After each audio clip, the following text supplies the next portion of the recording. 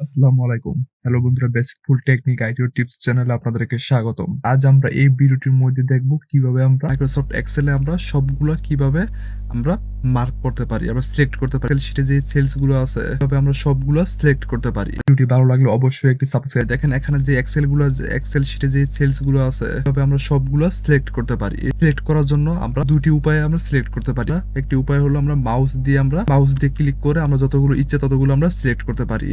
আরেকটি উপায় হলো আমরা এখানে দেখেন উপরে লেখা আছে ওয়ানের উপরে দেখেন একটা অপশন দেওয়া আছে। এই অপশনটা যখন আমি এখানে ক্লিক করার পর দেখেন আমাদের অটোমেটিক সবগুলো আমাদের একসাথে সিলেক্ট হয়ে যাবে। এখানে যতগুলো সেলস আছে ততগুলো আমাদের সবগুলো একসাথে সিলেক্ট হয়ে গেছে।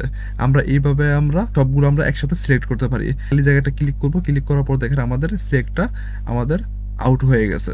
যারা নতুন অবস্থায় তারা এই ভিডিওটি দেখে জানতে পারবে। ভালো লাগলে অবশ্যই সাবস্ক্রাইব করে পাশে থাকা বেল আইকনটি বাজিয়ে দিবেন। তার সাথে একটি লাইক, কমেন্ট, শেয়ার। আবার দেখা হবে নেক্সট ভিডিওতে। সবাই ভালো থাকেন, সুস্থ থাকেন। সবাইকে ধন্যবাদ।